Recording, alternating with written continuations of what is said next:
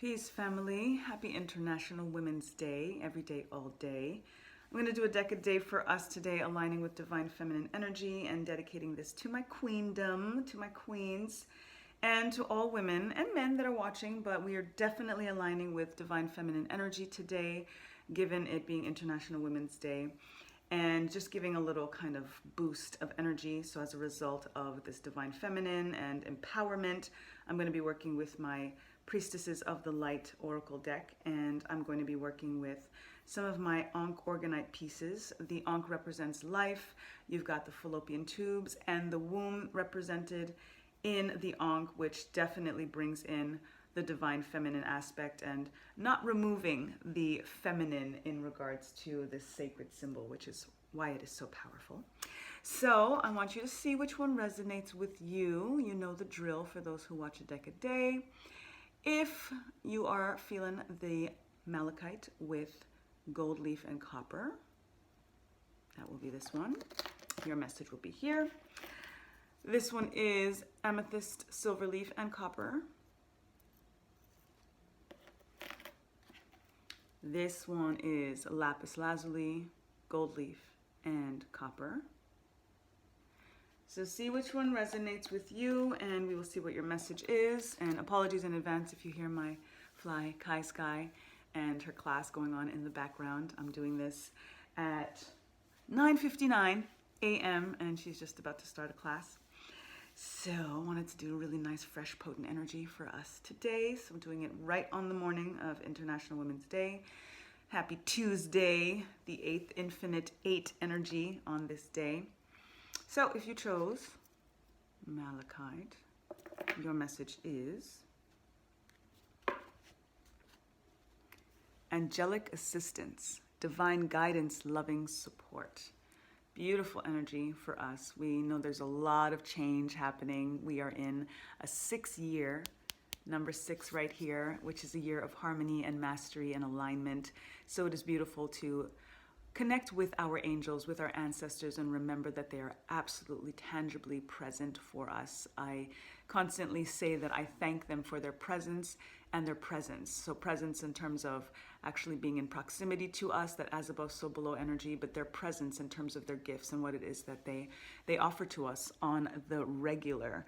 So call on your angels, understand, believe, receive that angelic assistance is available to you, that divine guidance and loving support is yours for the taking when we think about manifesting and commanding our power and really aligning with this very, very powerful month, especially with no retrogrades happening through the month of March, March being the month of spring coming in, new beginnings, fresh flowers starting to come through. Yesterday I saw some of the crocuses, just completely taking over so many areas of the land, which is so beautiful, and thinking about their rebirth energy and resilience energy, because they even start to peek through when there's still snow on the ground. So it just shows again just how powerful growth is, how powerful nature is.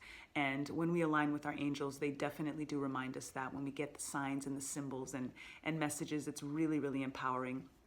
So call on them, know that they are with you, whether it's angels, whether it's ancestors, whether it's Orisha, Neteru that you align with. Just call them into your space and remember that you are a part of them and they are a part of you. So when you call out for this assistance, don't just think about speaking above and thinking again, we say as above, so below energy, that it is outside of you, or you have to look up. You have to also remember to look in for your angels, look in for your ancestors, look in for the creator self, because you are absolutely one and goddess and God energy. So that is your message. If you chose the amethyst, your message is miracles. Love it.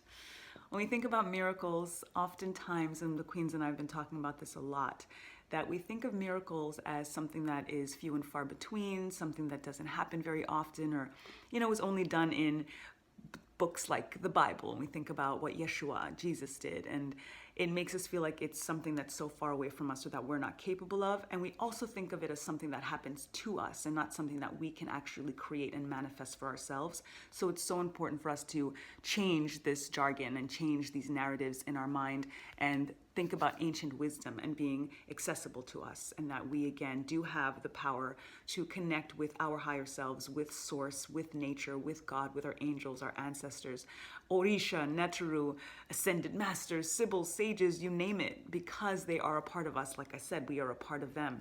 So when we think about changing up that concept of miracles, of being every day, because every day we wake up is a miracle. Every breath we take is a miracle. Every life, again, aligning with the Ankh being a symbol of life, is a miracle. So when we start to make miracles more natural, more of a regular, everyday occurrence, they will start to manifest more. And it'll still be good to call them miracles, because now we're choosing to change up the definition of the word and the term and the concept of a miracle as something that is magical, it is incredible, it is like that thing where we can say, I can't believe it, but yet here it is.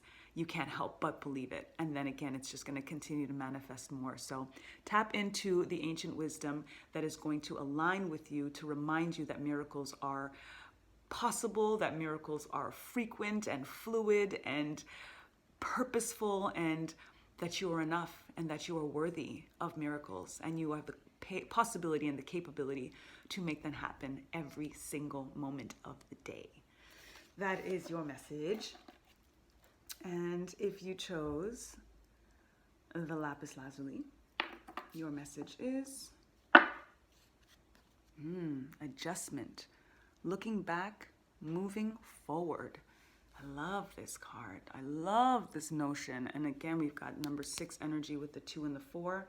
Very, very powerful when we think about Sankofa energy with here. Looking back to move forward. The concept of Sankofa in West Africa is about catching to fetch. You have to catch to fetch. You have to look backward so that you can know where you came from in order for you to know where you're going.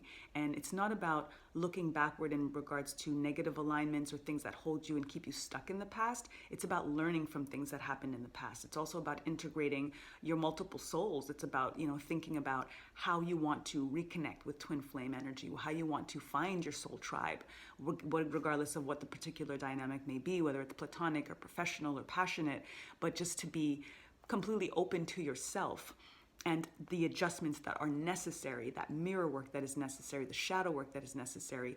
You can only release something that is negative from the past if you look at it, if you actually look back and see what that is. The looking even within the mirror, when we think about mirror work, it's so powerful when you think about the things that come up from yesterday, the things that come up from the past when you are looking at yourself in that present moment. The eyes are the windows to the soul. So when you are looking at yourself in the mirror, you are looking at your soul. It's so much harder to lie to yourself when you're looking into your eyes. And then again, you bring up all of the stuff from the past that needs to be brought to the surface so that you can release it. It is painful. Healing is heavy. It hurts. And a lot of us want to brush things under the rug. We want to be strong enough. We want to pretend something didn't happen. But it will always find a way to rear its head. It will always find a way to affect our current and our present. And as a result, it will affect our future. And as I always say, the future is now. So everything that we can think about creating a detriment in regards to our future, the life that we want to live, it's already going to start to manifest now. So instead, be empowered by our past. It's really thinking about the notion of empowerment. And when we feel powerless, the possibility to feel powerful is by paying attention to where and how we feel powerless. And as much as that does sound like an oxymoron and it does sound counterproductive, when you come through that through the fire, when you go through it and you come out stronger, that's that phoenix rising from the ashes. Yeah, it's gonna burn, it's gonna hurt, you're gonna feel that, but then you are a phoenix. It's like the lotus that grows out of murky waters. It's not fun, it's not pleasant, it doesn't smell good, it's not ideal, but then you know that you needed to trudge through that grime and that dirt and that pain for you to get to this place that you are now, and then it's only up from here. So those are adjustments that need to be made. So if you chose this particular deck with this lapis lazuli Ankh, then you in particular have to think about what it is that might still be lingering from yesterday that is holding you back from moving forward into your self, your true self, your highest self. And we know that the Creator only wants that for us. Our highest self wants us to realign, to get in total alignment with them. And sometimes, when we have certain traumas from yesterday, it is truly only by going through those things, only really by even things that we think about we've already processed. Yeah, I did that. I did the shadow work. Yeah, I did the mirror work. If you're getting this especially, or even just hearing it, because again, I always say that regardless of which deck you were attracted to or which piece of orgonite you were attracted to, there's a little bit for all of us in all of these choices. So don't kind of brush it under the rug of feeling like, yeah, I did the work that I needed to do. This may be an indication that there's just a little bit left, that there's remnant energy that we're not paying attention to as much as we should. And that is just that key to ultimate freedom, to ultimate forward momentum, that going, every step, it's just one step at a time, right? Whether it's a mountain or a staircase, it's just one step at a time. You could just put one foot in front of the other. And sometimes we're standing still and we don't realize that we are, just because of something that is holding us back, that is kind of keeping us from making that continuous steps forward. So pay attention to that. Take a look at it. You never know. And at the end of the day, you really can't go wrong by going past and checking things out and, doing some energy assessments and energetic evaluations, as I like to call them, as much as possible to make sure that you are clear and that you are free and that you are moving forward with your passion, with your purpose and the priorities and how to set all of that. Get your ducks in a row and your geese in V formation and all of that good stuff. So that's it for today. Happy, happy, happy International Women's Day to all of my women, to all of my queens, and to all those who honor divine feminine, who honor the women in their lives, their daughters, their mothers, their sisters, their girlfriends, their grandmothers. It's important, and it's not just for women to celebrate women. It is that much more important, especially for our men, to do something special, to say, I see you, to say, not just today do I see you, but I see you and the work that you do that nobody else can do, that is a woman's work. So blessings for today and every day. And until the next time, lest we forget, time to get back to natural. Peace.